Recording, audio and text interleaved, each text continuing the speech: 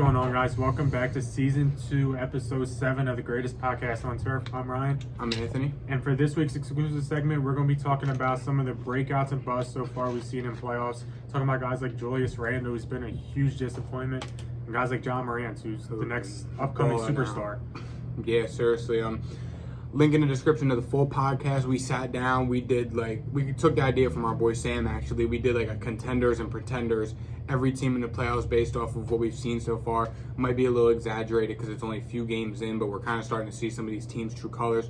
Be sure to check that out. We got another exclusive segment dropping Friday where we talked about, out of all the younger teams in the league, Sixers, Celtics, Grizzlies, Hawks. Suns, Hawks, who's going to win the finals first out of all those young teams. Be sure to check that out. Link in the description. You already know I'm rocking today. Syracuse Carmelo, my favorite player. Portland in 7. Touch on that in the podcast. Link in the description. I'd like to give a huge thanks to our sponsor, Literally Pizzeria, closed today. Still let us come and record. Thanks, Dad. Best cheesesteaks and best pizza in town, like Ryan always says. Let's get going. So, to start off, one of the, low-key marquee matchups of the playoffs, Hawks and the Knicks. Yeah.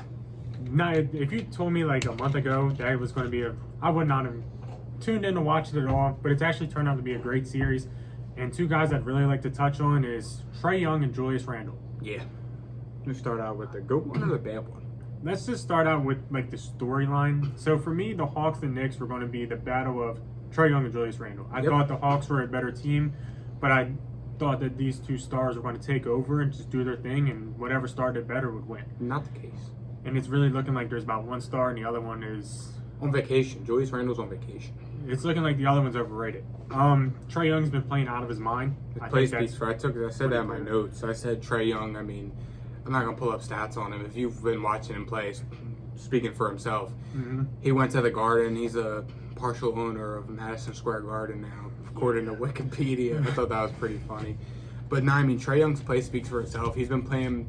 You've seen a lot through his career, but now, especially after them games at the Garden, he's playing with a chip on his shoulder. He's playing with that swagger, which, I mean, I love to see. Love players playing with a chip on their shoulder. Also, just throwing it out there. Always got to throw it out there.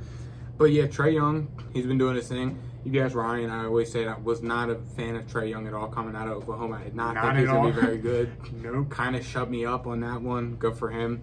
I'll let him rock. But Julius Randle. All year, I mean, he's most improved player.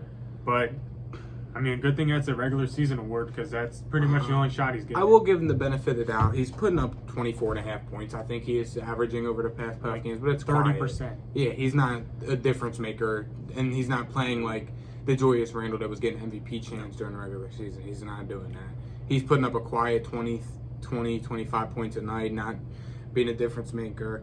I thought the Knicks had this one, and I think I called 6 or 7, but it's looking like Hawks and what was it? 5? Yeah, maybe 6. I think that the New York Knicks thing to do was the Knicks are gonna. Excuse me, didn't drink a diet soda. Knicks are gonna go in Atlanta, win, go back to the Garden, have all this hype, and lose. And Trae Young's gonna put up like a 40-piece on him, not miss a shot. Trae Young's been playing out of his mind, and it sounds really like the New York Knicks thing that would happen. Yeah, Julius Randle's not playing great. They really need to turn it around. I'm not sure how. Tom Thibodeau, coach of the year for me, ain't showing up. So you're gonna need to see an improvement. Speaking of coach of the year, Monty Williams from the Phoenix Suns, my pick coach of the year. Perhaps the biggest, like one of the more surprising breakouts on this list, DeAndre Ayton. DeAndre Ayton has owned Anthony Davis and owned the Lakers in the playoff series. He's got his first 4 career playoff games. He's got 4 double-doubles. Says enough for itself. If you would have told me DeAndre Ayton was going to come out posting up double-doubles every night against Anthony Davis, Andre Drummond, who we'll touch on in a minute, I would have told you you're full of crap. But no, I mean, DeAndre Ayton's been doing his thing. The whole Phoenix Suns have honestly surprised me. I didn't see this game. I thought the Lakers were going to take this one 5, but LeBron better do his thing. The Lakers are in trouble. LeBron is going to have to turn into LeBron. We've seen it before, so I'm not going to doubt that it's going to happen, but it's going to need to happen in the first round, and that's kind of troublesome a little bit. Yeah, it's a problem. Touch on that more in the podcast. Link in the description. Be sure to check that out after you finish this. Go check it out now. Whatever you want to do. And staying in that game, Andre Drummond has been absolutely sorry. There are some games where he's getting like 17 minutes, and it shows he's sorry. He's getting his rebounds, but he's just he's averaging literally bad. 20 minutes a game, putting up 9 points. Not good. I mean, that is not a star. They're getting their money's worth. yeah. With the fact that Marc Gasol, Ryan texted me last night and was like, Marc Gasol came out of retirement and started center for Lakers. And Montrezl Harrell's not even playing. I have no idea. The Lakers situation is horrible. The announcers were talking about that. I was watching the Suns game one night and Trez wasn't playing much, and they were saying that it's hard because they have, on paper, 3 good big men. Montrez on paper, Trez, AD, and Drummond. But when Marc Gasol is your starting center, Andre started, but he was playing. Well, yeah, when Marc Gasol is playing more minutes than Montrezl Harrell and Andre Drummond in the playoffs, that's a problem. I get he's a veteran, he's been there before, he's got a ring, he's been to the playoffs numerous times, but come on. You're Andre Drummond. You're putting up 9.5 points in 20 minutes. It's terrible. And last game, Anthony Davis was hurt, and Montrezl Harrell still didn't come in. Like, there's something wrong there. I have no idea what it is, but there is something wrong. He's a free agent after this year, I think. I think he's only on a 1-year deal. And he's gone. There's no way they're bringing that man back. Yeah, especially if he's not seeing minutes in the playoffs when their big men are kind of down bad. Yeah. Moving on.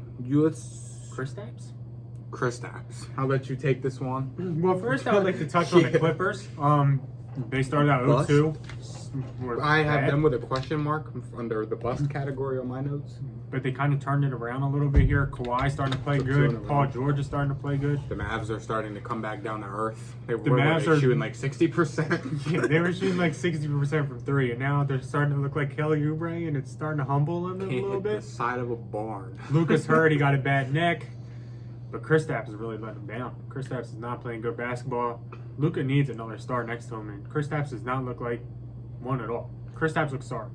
Shout out to our boy Sam. We know that's your boy, but he's not. He's not getting no respect over here. Not over here, anyway. But yeah, I'm glad you said that. That one flew over my head when I was thinking about it. I didn't even think of him. I think, what is he? I don't even know what he's averaging. He had like 10 points the other night. Yeah, he's not on anything. Good. I mean, I don't know. Kristaps. The new pandemic P. Pandemic K? Porzingis? Oh, duh. I'm like, P. I'm like, what are you talking about? Yeah. Pandemic P. They got 2 of them. The one on each side. I think Paul George is terrible, by the way, if you don't know that by now. I think Kawhi's overrated as shit.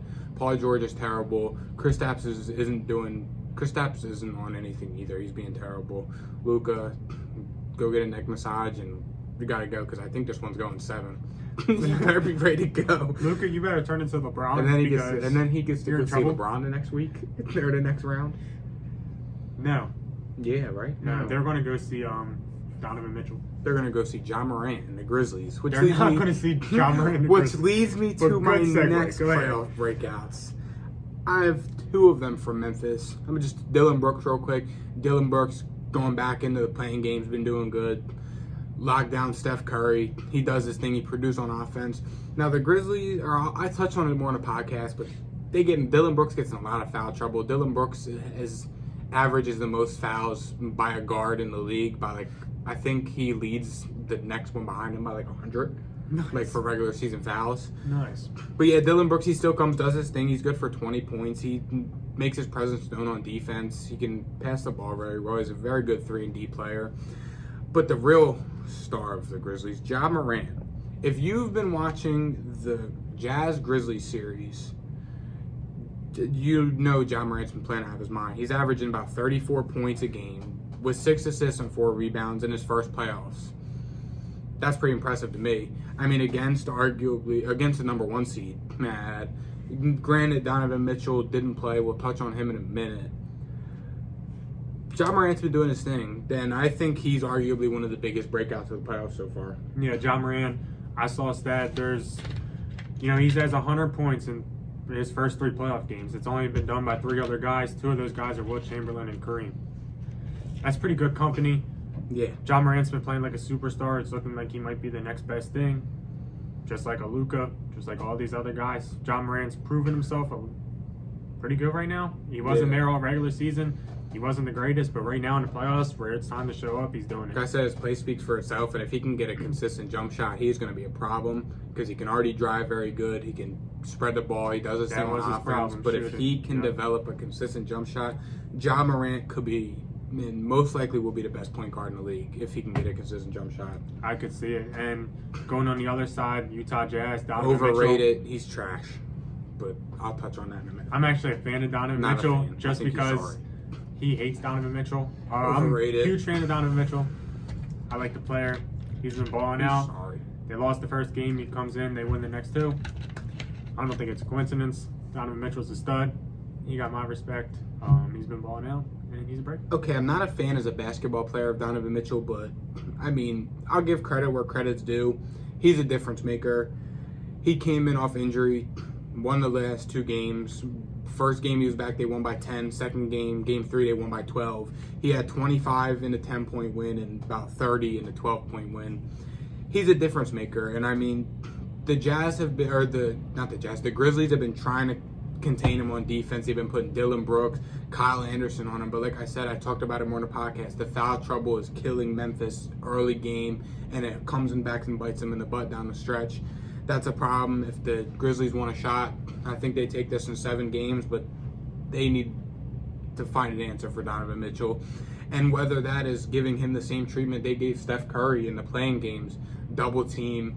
They're going to have to. But the Jazz, I was about to say that, they have a pretty good supporting cast that can sit on the perimeter and shoot. They've been shooting phenomenal the past 2 games. Ever since Donovan Mitchell came back, they've been shooting phenomenal, which is a problem. So Memphis got to step it up and shut down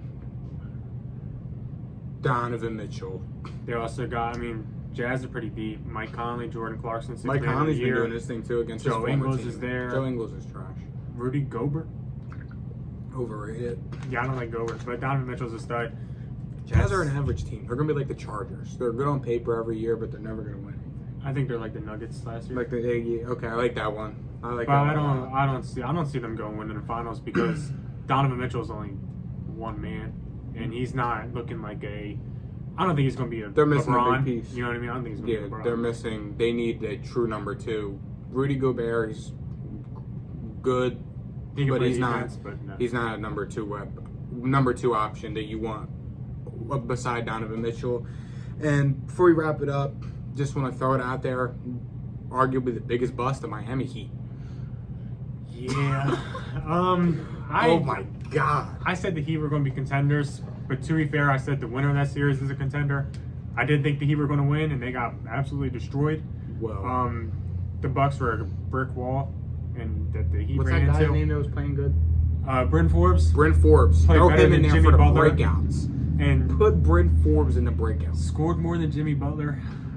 Listen, I said Miami in 7. I'm glad I threw out there that whoever supporting cast plays better will take the series. And it showed. Milwaukee came out, did their thing, exposed Miami.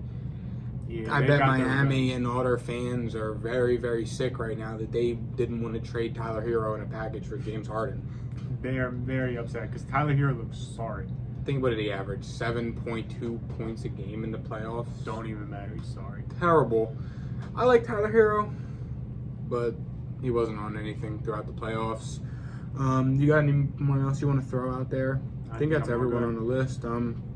Thank you for watching. It's probably going to wrap this one up. Yep, that's going to wrap up this week's exclusive segment. Be sure to check out the other one on Friday where we talked about, what young team has the best chance to win in the upcoming future. Sixers, right? They're losing by 10 to the Wizards. Anyways, be sure to check out the podcast where we kind of did our contenders, pretenders.